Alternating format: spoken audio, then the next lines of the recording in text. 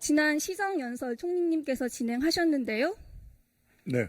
네, 자리에 계시죠? 예, 네. 있습니다.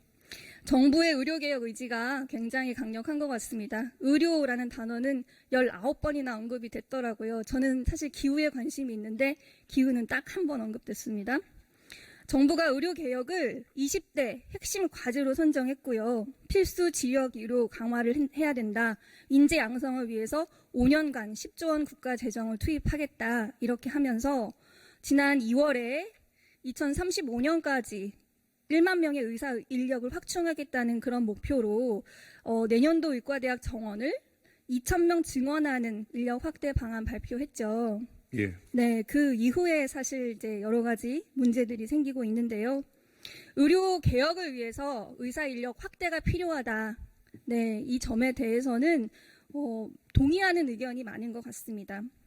그렇지만 이제 확대를 진행하는 방식이 문제인 것이잖아요. 의사 단체 등도 반대를 하고 있고 전공의들이 사직하고 의과대학 학생들은 학교를 떠나서 돌아오지 않고 있습니다. 그로 인한 사회적 갈등이 너무 높습니다.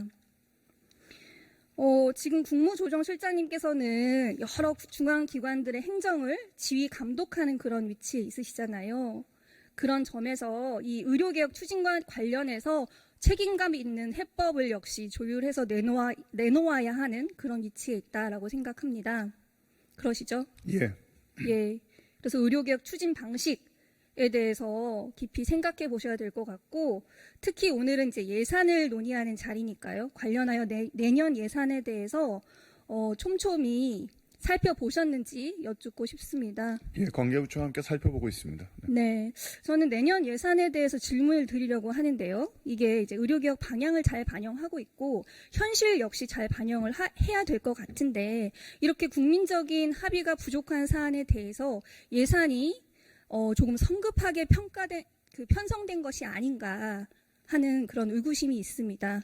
그래서 몇몇 사업들에 대해서 말씀을 드려보겠습니다.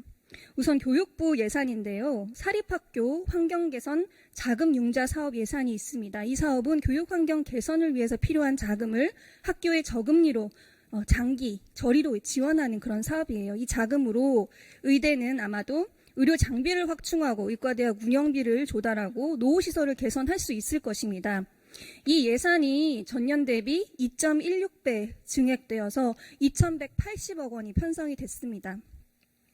그 증가된 금액의 대부분이 지금 과목은 사립학교 환경 개선 예산이잖아요.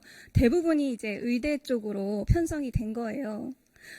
다른 이제 비의대 같은 경우에는 매년 수천억 원, 여기도 수천억 원 융자 지원 이제 해달라 이렇게 요청을 하고 있는데 이 부분에 대한 예산은 전체 금액은 저렇게 많이 증가했는데 비의대를 지원하는 예산은 줄었습니다.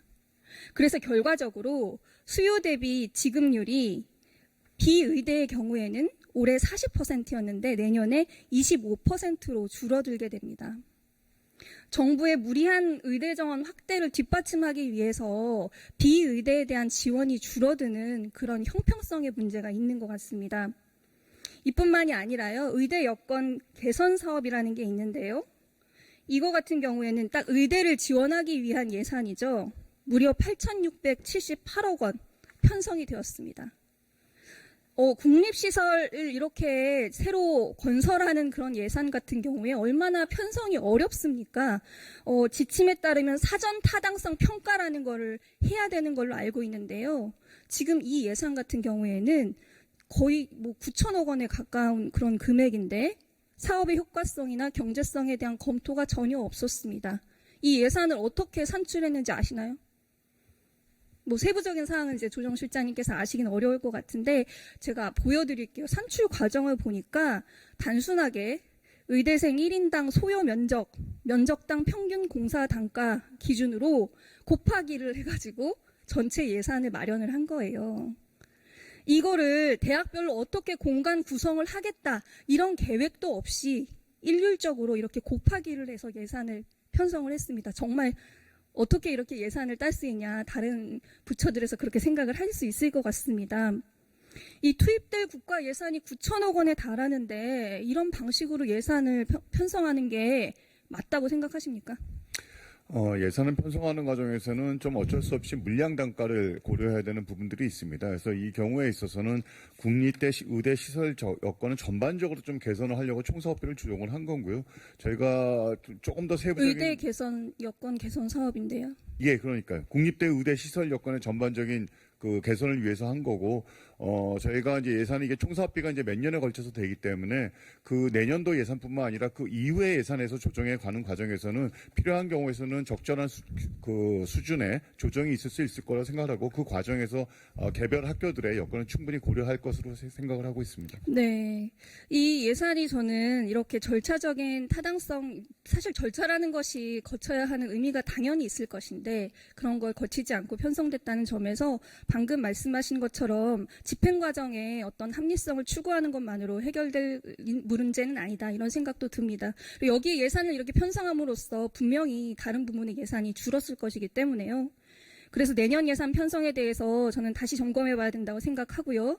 보건복지부 예산을 보면요. 뭐 어저께 들어보니까 이제 상임위에서 여러 번 지적들이 나왔던 예산인 것 같습니다. 첫 번째는 전공의 수련수당 지급 사업 예산이에요. 이게 원래 소아청소년과 흉부외과, 외과 같이 이제 필수 과목 전공이 220명에게 100만 원씩 1년간 지급했던 예산인데요.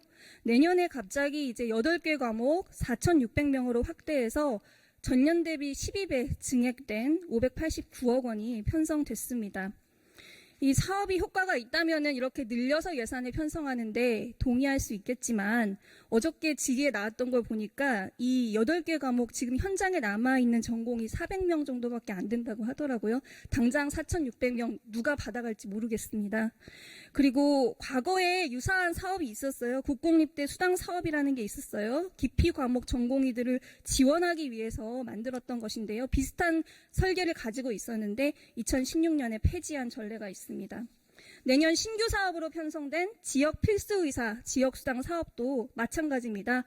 지역에 근무하는 8개 필수 진료과 의사들에게 추가로 수당을 지원하는 사업이고 저런 방식으로 계산을 해서 115억 원 편성해 놨는데요.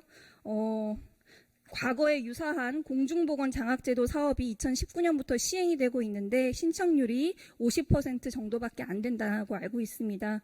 그래서 이렇게 과거 실패 경험이 있는 가운데에서 유사한 사업을 조금 막무가내로 편성한 것이 아닌가. 지금 사회적으로 이 의대 문제, 의대 정원 확대 문제가 어려우니까 그 부분은 충분히 고려하지 않고 내년 예산을 어쨌든 좀 늘려가지고 해결하려는 제스처를 보여주는 것으로 정부가 이 문제를 모면하려는 것은 아닌가 저는 약간 우려가 됩니다. 그래서 지금 말씀드린 예산들은 좀 구체적으로 제가 말씀을 드렸잖아요. 그래서 내년 예산에 대해서 세부적으로 조정하고 검토하는 과정에서 국무조정실장님께서도 챙겨주시기 바랍니다. 예, 앞으로 잘 챙기겠고요. 의원님, 그러니까 지금 의원님께서 말씀하신 지적하신 부분들이 사실은 현재 우리 의료 현장이 갖고 있는 문제이기 때문에 지역의 필수 의료 부분들이 당연하죠. 인력도 필수 적고, 의료, 지역 예. 의료 당연히 지원해야 그렇습니다. 예. 되죠. 그런 부분이 효과적인 방법이 무엇이냐, 그 효과적인 방법으로 제대로 편성이 된 것이냐, 그걸 여쭙는 거죠. 예, 제가 그래서 말씀을 드리겠습니다. 그러니까 지역과 필수 의료에 부족한 부분이 있기 때문에 그거를 보완을 해서 여러 가지 개선 방안을 마련하고 그 방안을 실현하는 데 필요한 예산을 내년도 예산에 담은 겁니다. 그래서 앞으로 저희가 조금 더 의료계와 그다음에 의료 교육계와 조금 더 원활하게 대화가 이루어지면서 만약에 저희가 정부가 만든 안들이 조금 부족한 면이 있으면 거기 좀 더 보완해 나가도록 그렇게 하겠습니다. 네, 그렇게 부탁드립니다. 이제 여야 의정 협의체도 출범했으니까요. 책임감 있게 챙겨주시기 바랍니다.